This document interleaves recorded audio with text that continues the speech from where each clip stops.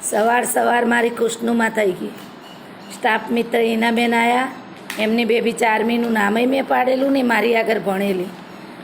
જ્યારે 5મા ધોરણમાં એ ક્લાસ આખો આવ્યો તો કે બેન અમને ચિત્ર આવડતું જ નહીં, અને મેં ફરજિયાત ચિત્ર સાથે તમામ વસ્તુ શીખવાડી.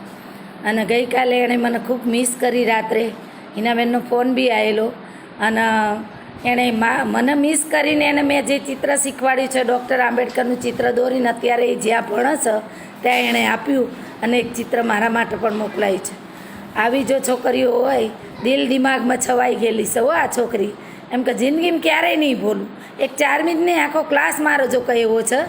થેન્ક યુ બેટા ચારમી, તમે અમારું ગૌરવ છો, તમે અમારું અભિમાન છો. 100 સલામ તમને છે બેટા.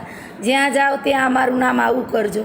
હમણાં મેં પ્રાર્થના ગાઈને કે માનવતા કે મન મંદિર મેં જ્ઞાન કા દીપ જલા, મેં તો તારા દિલમાં જલાવી જ દીધો છે જ્ઞાનનો દીપ, અને તું અટકવાની જ નહીં.